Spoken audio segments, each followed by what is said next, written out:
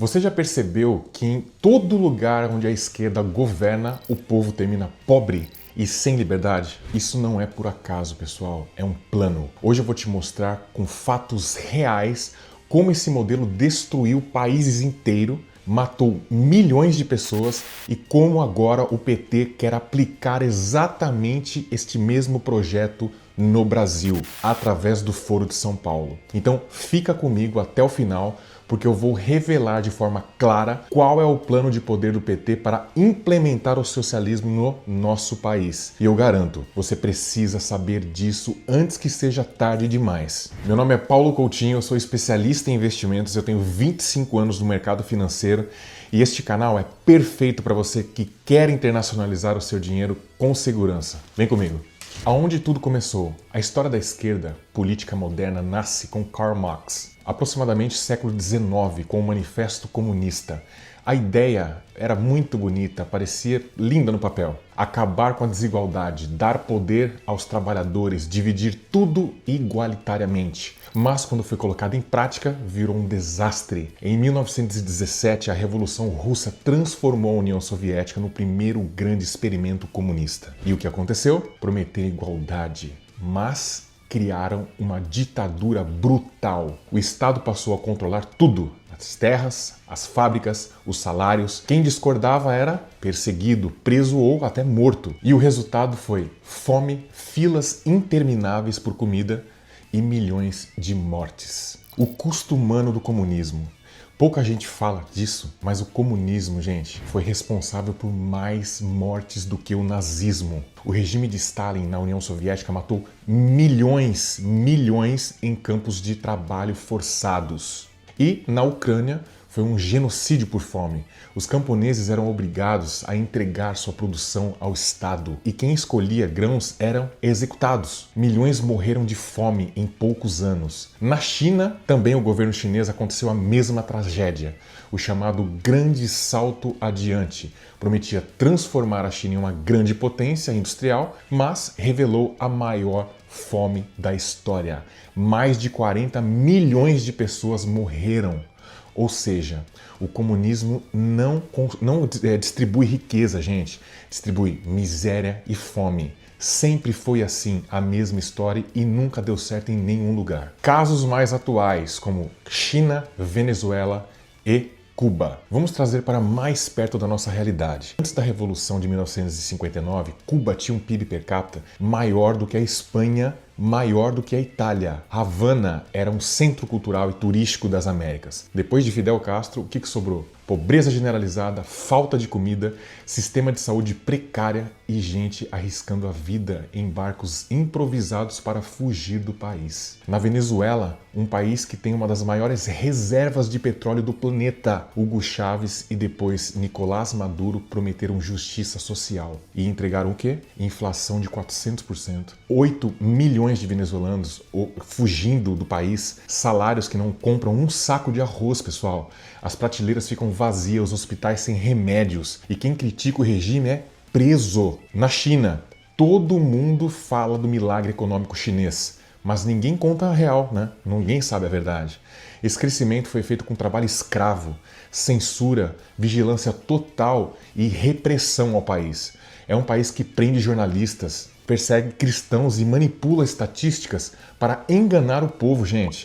Prosperidade para o partido, escravidão para o povo. Está gostando do conteúdo? Já deixa o seu like e vamos ver sobre os casos atuais de Cuba, Venezuela e China. Modus operantes da esquerda. País muda, mas a cartilha é sempre a mesma. Primeiro, eles se apresentam como os defensores dos pobres, o pai dos pobres, né? Alguma coisa familiar. Criam auxílios, bolsas, promessas de igualdade, mas na prática fazem o povo o quê? Depender cada vez mais do governo. Segundo eles, precisam de, no mínimo, um mínimo para justificar o fracasso. Dizem que a culpa é da elite, dos empresários e dos Estados Unidos, o malvadão do capitalismo. No terceiro, eles tomam conta do Estado, aparelham os sindicatos, imprensas, universidades, judiciário, passam a controlar tudo e a democracia vira fachada. E por fim, tiram a liberdade do povo, desarmam cidadãos, censuram quem critica e tratam os opositores como se fossem criminosos.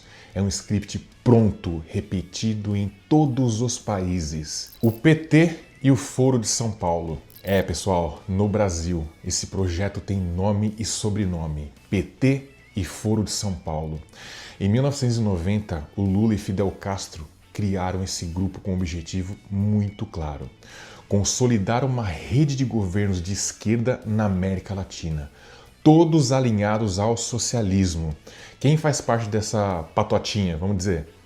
Cuba, Venezuela, Bolívia, Nicarágua, todos eles apoiados pelo PT. O Foro de São Paulo não é uma teoria da conspiração, está nos documentos, nas atas das reuniões. É um projeto político para enfraquecer as democracias, atacar o livre mercado e consolidar o bloco de poder autoritário a quem? A todo o continente sul-americano. E o PT, desde sua fundação, está no centro de comando disso. Quem foi o maior articulador? José Dirceu, o comandante do projeto.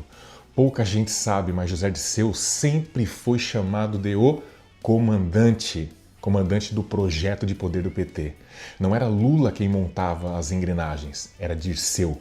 Ele foi preso ainda na ditadura por envolvimento em grupos armados.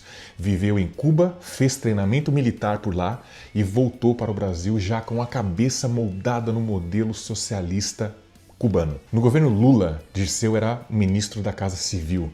Na prática, o chefe do governo, o cabeça, né? Ele sempre foi o cérebro do quê? Do mensalão.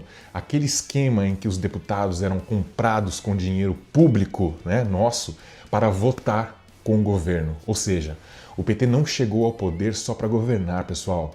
Chegou para se perpetuar no poder a qualquer custo, comprando, aparelhando e destruindo as instituições democráticas. Dirceu dizia em reuniões internas: nós não estamos disputando eleições, estamos disputando o poder. Olha a mente da pessoa. Isso não é frase solta, isso é a essência do PT. Vamos falar agora de outro cidadão importante, né? Palocci, o operador financeiro de todo esse esquema. Antônio Palocci, outro nome central, foi ministro da Fazenda de Lula. Era visto como o homem de confiança do mercado, olha só. Só que os bastidores mostravam outra realidade. Palocci foi o grande arrecadador de propina para o partido. Ele mesmo, em delação premiada, admitiu que operava esquemas milionários de corrupção. Disse que as campanhas de Lula foram feitas abastecidas por Caixa 2, por dinheiro de empreiteiras como a Odebrecht e grandes bancos que tinham interesses e favores do governo. Ele contou que só em 2010 a campanha da Dilma recebeu mais de 200 milhões em Caixa 2. Olha isso, gente. Ou seja, não era política, era um projeto criminoso de poder, financiado pela maior máquina de corrupção da história do Brasil. Antes de dizer como o Lula, o líder populista e o projeto de fachada fizeram na prática, já se inscreve nesse canal para você não perder nenhuma novidade sobre o mercado financeiro internacional e algumas tratativas de política que também mexem com o nosso mercado financeiro. Mas esse bloco agora é sobre Lula, o líder populista, a fachada do projeto.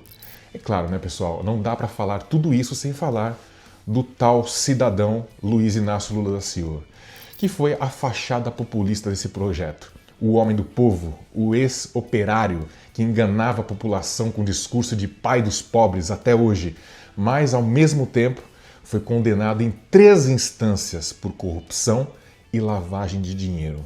Ganhou um triplex no Guarujá, um sítio em Atibaia, reformas pagas por empreiteiras.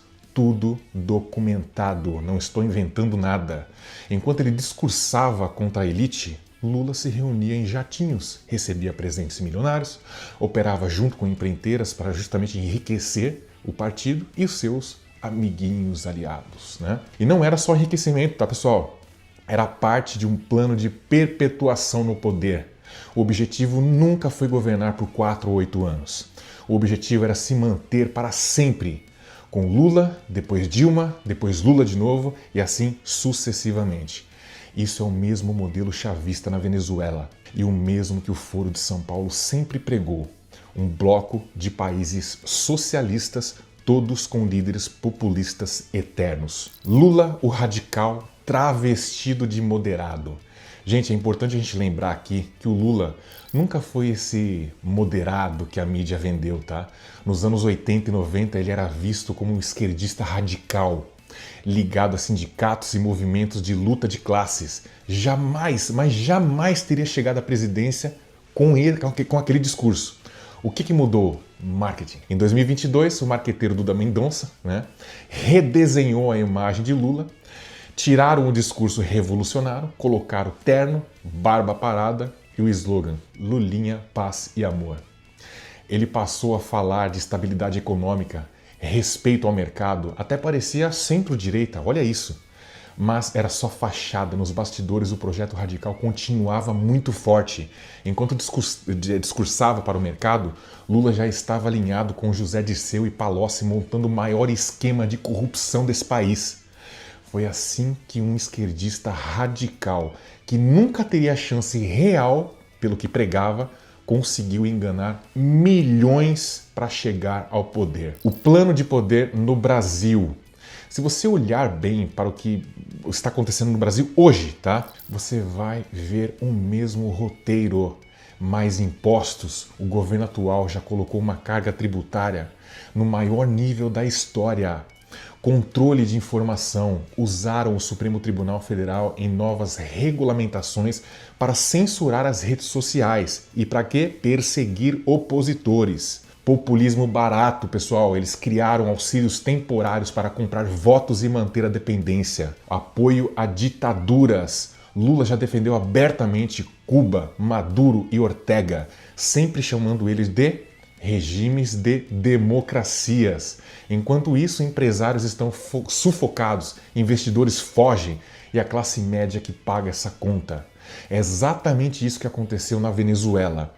É o mesmo manual aplicado passo a passo. Se você quer que eu faça um vídeo passo a passo falando de outras formas de diversificação no mercado internacional, justamente para se proteger desses regimes autoritários, comenta aqui embaixo. Se existe uma lição da história, é essa. Nenhum país socialista ou comunista deu certo. Cuba, Venezuela, União Soviética, China, todos provaram que a promessa de igualdade termina em igualdade na pobreza.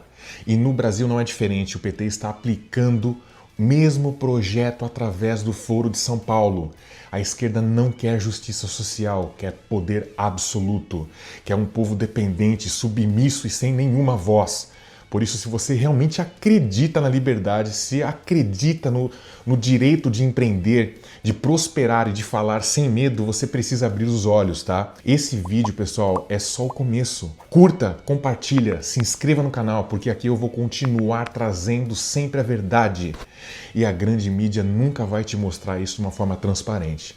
E lembre-se, a única forma de resistir e conhecer a verdade e não cair nas mentiras populistas que já destruíram tantos países é com a verdade. A importância de você internacionalizar diante do projeto de poder que a esquerda vem colocando a cada dia mais é fundamental. Depois de tudo isso que eu mostrei, Stalin, Fidel Castro, Chaves, Maduro, agora com o PT no Foro de São Paulo, gente, fica uma lição muito clara. O socialismo sempre vem acompanhado de controle de dinheiro. Eles começam com impostos mais altos, depois avançam para controlar a informação, regular a internet, te calar, enfraquecer as empresas privadas. O passo seguinte é controlar a sua liberdade financeira. Dólar controlado, imposto sobre grandes fortunas, impostos sobre herança, restrições para manter o dinheiro fora do país. O objetivo, pessoal, é só um: manter você preso dentro de um sistema deles, sem alternativa de saída. E é exatamente por isso que internacionalizar o patrimônio não é luxo, é uma necessidade. Ter investimento fora do Brasil significa proteger a sua família contra riscos políticos e internos. Significa garantir que, se o governo resolver fechar as portas, você ainda terá as portas abertas, porque o seu dinheiro está fora. E foi o que fizeram na Venezuela. conseguiram salvar parte das suas riquezas nos Estados Unidos e na Europa. Quem não fez isso, hoje depende de cesta básica do próprio regime. Quando você tem parte do seu patrimônio dolarizado em ativos globais, em mercados sólidos como Europa, Estados Unidos, você está blindando a sua liberdade financeira. Porque no fim das contas, gente, não é só dinheiro. É sobre independência, é sobre garantir que nenhum governo populista tenha o poder de decidir o seu futuro e o futuro da sua família. Essa é a diferença entre quem fica refém da política brasileira e quem consegue atravessar qualquer crise atravessando fronteiras. E é exatamente isso que eu sempre falo. Internacionalizar não é opção, é uma estratégia de sobrevivência em um país que insiste em repetir o roteiro de fracasso do socialismo. Espero que vocês tenham gostado deste vídeo. Muito obrigado, fiquem com Deus.